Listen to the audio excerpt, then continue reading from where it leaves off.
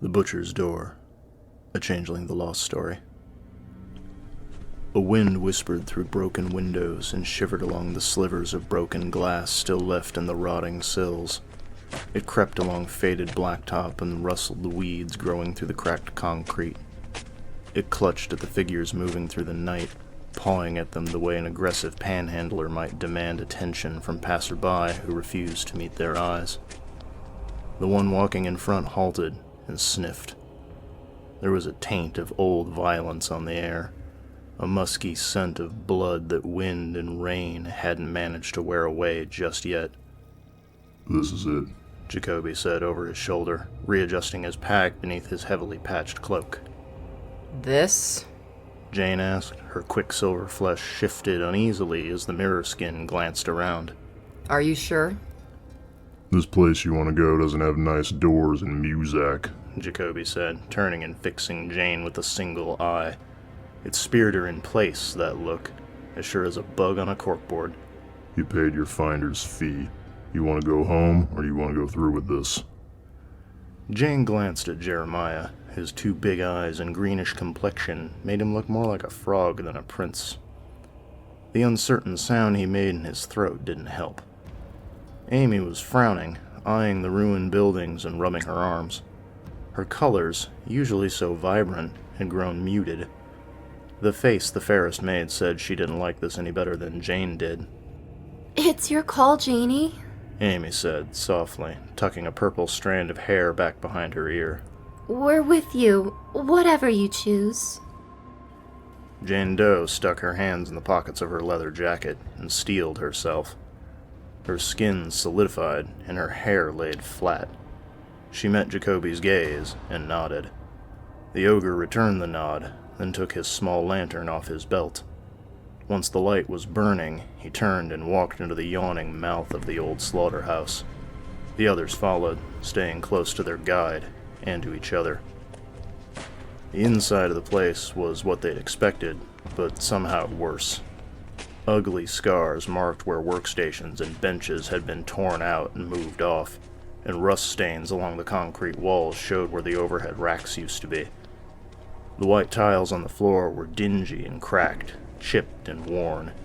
In several places the grout was stained a deep, dark brown. They passed drains that had rotted out, and the sounds that echoed up their pipes were enough to make Jane shudder. Jacoby didn't seem to notice any of these things, or if he did, they didn't seem to get under his thick, leathery skin. He walked through the death room, his heavy, hobnailed boots echoing through the empty building. Every footfall made Jeremiah wince, his watery yellow eyes rolling this way and that as if he expected monsters to jump out of the shadows.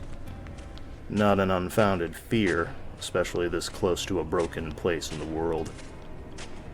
Their guide stopped at the far end of the killing floor and put his hand against the old, stained wall. "Last chance," the ogre said, half turning to glance back at them with his remaining eye. Jane licked her lips and swallowed. This time she nodded, without looking to her comrades. Without a word, Jacoby put his lantern down on the tile floor, pushed back his sleeve, and flexed his fist. He drew the heavy hunting blade from his hip and dragged steel across his forearm. Blood welled in the sparklight, a deeper red than it should have been. Wiping the blade on his pant leg, Jacoby ran his fingers across the wound and began to draw a door with his blood. As his fingers ran through the grooves and scraped over the bricks, the wind died down. It was as if the slaughterhouse was holding its breath, waiting to see what was going to happen. The ogre covered his palm in the welling blood and slapped his hand against the center of the door 3 times. He pushed. At first, nothing seemed to happen. Then there was a grinding sound, like brick scraping against brick. The door opened, and a miasma swept through from the other side. It smelled like blood and meat, the coppery stench thick enough to clog the nose and stick in your throat. There was another smell beneath it, though, and one they all knew. A heavy, green scent that spoke of secret places and sharp thorns. The reek of the hedge. "What are you waiting for?" Jacoby grunted, pulling a ragged kerchief from his pocket and wrapping it around his arm. You aren't coming with us? Jeremiah asked. He tried to control his stutter, but his eyes still bulged when he asked the question.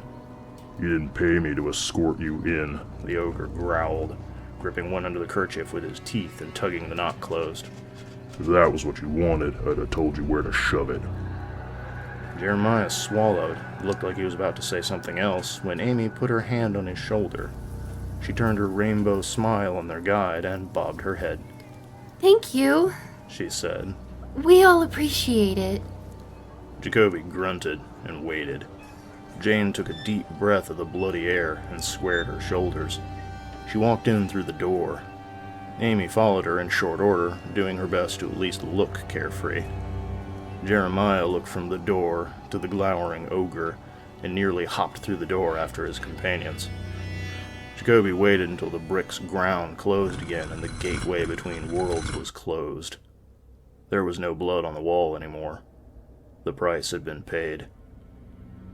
Picking up his lantern, the ogre retraced his steps through the crumbling slaughterhouse. The night sounds of the city washed over him as he stepped through the broken door, and he flicked his lantern off. He reached into his pocket and ran his thumb over his payment. A short stack of dead man's coins. He hadn't asked where Jane had gotten them, and he didn't care. He turned his steps toward the low-end road and fished for a bus token. He was at the end of the line, but he could get to the old cemetery road in less than an hour. He had a purchase or two of his own to make before the sun came up.